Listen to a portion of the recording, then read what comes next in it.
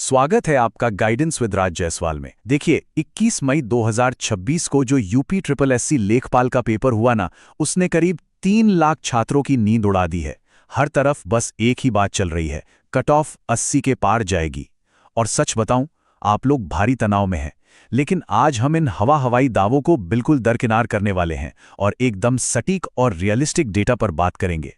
अब सबसे बड़ा सवाल कि आखिर इस कट ऑफ को लेकर इतना डर और पैनिक क्यों फैला हुआ है। जाहिर सी बात है, जब आप महीनों की जी तोड़ मेहनत के बाद परीक्षा हॉल में बैठते हैं और अचानक एक ऐसा पेपर सामने आ जाए जो उम्मीद से कहीं ज्यादा कठिन हो, तो अच्छों का आत्मविश्वास डगमगा जाता है। और रही सही कसर, बाहर आते ही वो 80-85 स्कोर करने वाले झूठे दावे पूरे कर देते हैं, जिससे ये डर और भी ज्यादा बढ़ जाता है। लेकिन इस विश्लेषण की गहराई में जाने से पहले आपको ये जानना जरूरी है कि आपको इन आंकड़ों पर भरोसा क्यों करना चाहिए। देखिए, मैं यहां कोई तुक्का या अंदाजा नहीं लगा रहा हूं।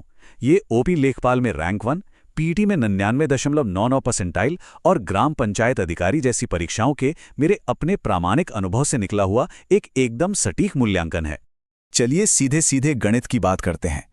8000 ये हमारी कुल वैकेंसीज यानी रिक्तियों की संख्या है। अब आपको समझना होगा कि किसी भी परीक्षा की कट ऑफ सिर्फ पेपर की कठिनाई पर निर्भर नहीं करती, बल्कि पदों की संख्या पर भी बहुत ज्यादा डिपेंड करती है। और 8000 पदों का होना ही अपने आप में उन 80+ कट ऑफ वाली डरावनी अफवाहों को पूरी तरह से खारिज कर देता है। आपको पता है, अफवाह और असलियत में बहुत बड़ा फासला होता है।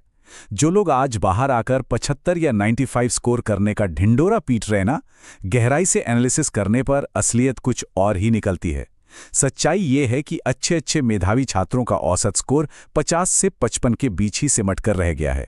यकीन मानिए, जैसे ही ऑफिशियल आंसर की आएगी, ये सारे बड़े दावे धड़ाम से नीचे गिरेंगे। पेपर के असली लेवल को समझना सबसे ज्यादा जरूरी है। कुछ छात्रों को लगा कि अरे हिंदी तो आसान आई थी, लेकिन ओवरऑल सच्चाई ये है कि पूरा का पूरा paper moderate to tough level का था। ध्यान दीजिए, इस पेपर में 30 से 35 सवाल ऐसे थे जो सच में अत्यधिक कठिन थे। अब सोचिए, एक 100 नंबर के पेपर में अगर 35 सवाल बाउंसर निकल जाएं, तो वो पूरे औसत स्कोर को सीधे सीधे नीचे खींच लेते हैं। तो वो कौन से विषय थे जिन्होंने सबसे ज्यादा झकाया? वो थे कंप्यूटर और यूपी स्पेशल। आयोग ने इन सेक्शंस में छात्रों को संभलने तक का मौका नहीं दिया। हालत ये थी कि कंप्यूटर के 15 में से केवल 6-7 सवाल ही हाथ लगाने लायक थे। करंट अफेयर्स और स्टैटिक जीके के इस अप्रत्याशित और कठिन मिश्रण ने कट ऑफ को बहुत तगड़ी चोट पहुंचाई है। और इसीलिए इस पूरे पेपर का सबसे बड़ा और सीधा निष्कर्ष यही निकलता है, कट ऑफ कभी दहाई के अंक 7 पर नहीं दिखेगा, ये 6 पर ही रहेगा। 70 का आंकड़ा पार करना इस पेपर में लिटरली लोहे के चने चबाने जैसा था। इसलिए 80+ की बात तो आप दिमाग से निकाल ही दीजिए। कट ऑफ 70 की लाइन को भी टच नहीं करने वाली। तो चलिए अब बिना कोई समय बर्बाद किए सीधे उस डेटा की तरफ बढ़ते हैं जिसका आपको बेसब्री से इंतजार था, हमारी कैटेगरी वाइज अनुमानित सुरक्षित कट ऑफ। अब ये आंकड़े आपको एक बेहद यथार्थवादी तस्वीर दिखाएंगे। अनरिजर्व्ड यानी जनरल कैटेगरी के लिए सेफ स्कोर 63 +-2 के आसपास रहने का अनुमान है। वहीं ओबीसी कैटेगरी के लिए ये 60 और ईडब्ल्यूएस के लिए 58 के करीब रहेगा। अगर आपका स्कोर इस रेंज में आ रहा है तो बेफिक्र रहिए, आप रेस में पूरी तरह से बने हुए हैं। पेपर की कठिनाई का सीधा असर एससी और एसटी कैटेगरी पर भी बिल्कुल साफ नजर आ रहा है। एससी के लिए सुरक्षित स्कोर लगभग 56 +-2 के आसपास रहने वाला है, और वहीं एसटी कैटेगरी के लिए यह आंकड़ा और नीचे जाकर 45 के करीब सेटल होने की पूरी संभावना है। और हां, हमारी महिला उम्मीदवारों, दिव्यांग साथियों और पूर्व सैनिकों को भी बिल्कुल हताश होने की जरूरत नहीं है। अगर फीमेल कैटेगरी में आपका स्कोर 55 के आसपास है तो आप बिल्कुल सेफ जोन में हैं।